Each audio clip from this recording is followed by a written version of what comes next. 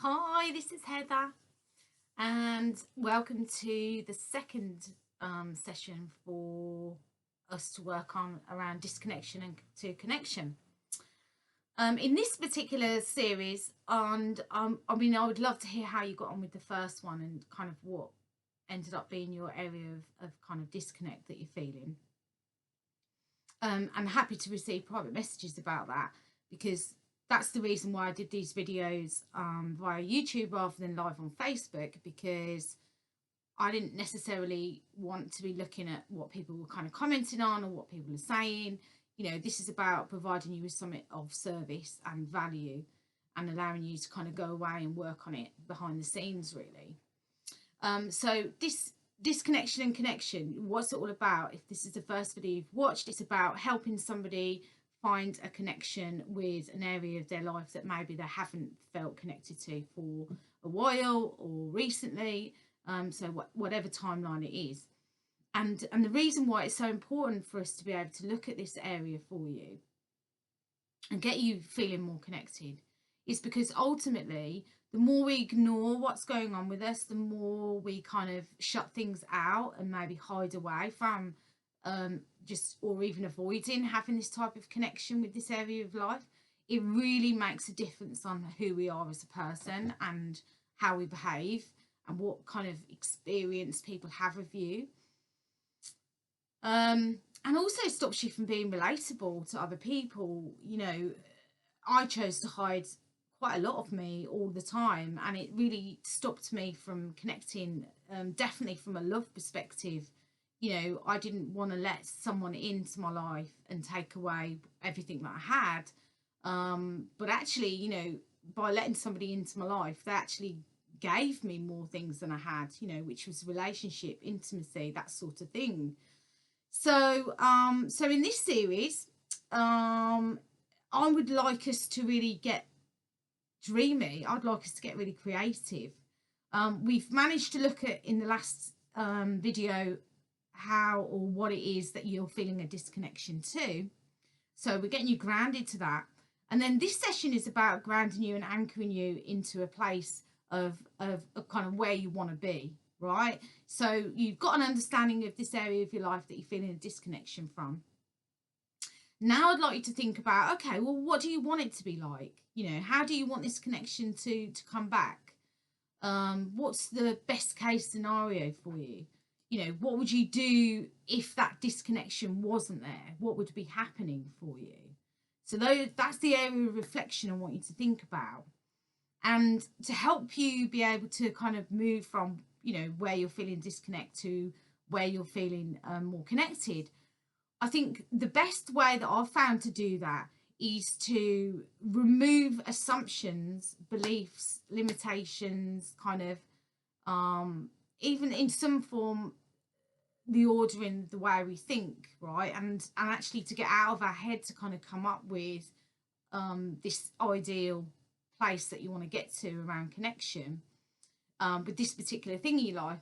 And I find writing really easy to do that. So if you write about what it is that you're feeling a disconnect to, and then write about what it would be like and what you want it to be like when you have a better connection with that area of your life, then I find that you have ability to really get it out there and really be honest about what it is that you want back from gaining this connection to the area of your life back. A big example of this for us to consider, I guess, is sometimes we think really small about what could happen. And example of this is I launched as the Lonely Coach last year, and I was obviously a bit nervous because that's quite a vulnerable thing to lead with, and I thought no clients are going to work with me if I talk about that. But actually what it did for me is allow where I had a disconnection to the right type of clients that I'll be working with, it actually allowed the right type of clients to come and find me, because I knew the minute somebody said, I want to chat with you, or this Lonely Coach community or this Lonely Coach thing sounds amazing, I want to learn more about it, I already knew that they've experienced the same things as me, and therefore I knew, right, I can help these people straight away. There was a connection that formed before there was any chance of anyone dismissing anything, they just felt what I'd sort of led with in terms of my title. So now I can say, at the time when I led with it, what I wanted was to be authentic and be true to me. That's where I wanted to get to when I wanted to form a better connection with myself and others.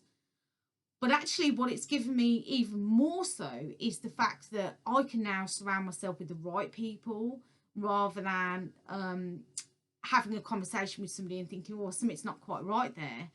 This straight away just allows all those things to kind of really be open in there, in the way that they've acted to where I've reached out with the Lonely Coach as a title.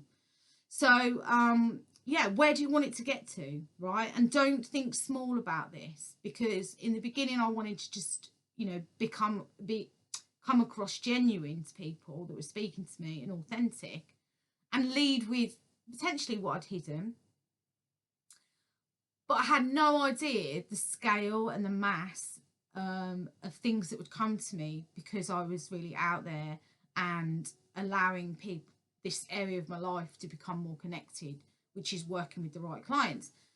So how this relates to you is, you know, you might think, for example, well, I want to feel more connected to my partner, and the ideal outcome for you would be that they actually are more attentive to me, or they're a bit more considerate to me, or they'll help me more around the house, right?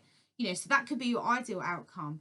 But if we think bigger about that and we go, do you know what? I want our relationship to go beyond just that. I want our relationship to be like complete partnership, complete alliance in terms of how I'm thinking and feeling, and him know that, or she know that, and vice versa.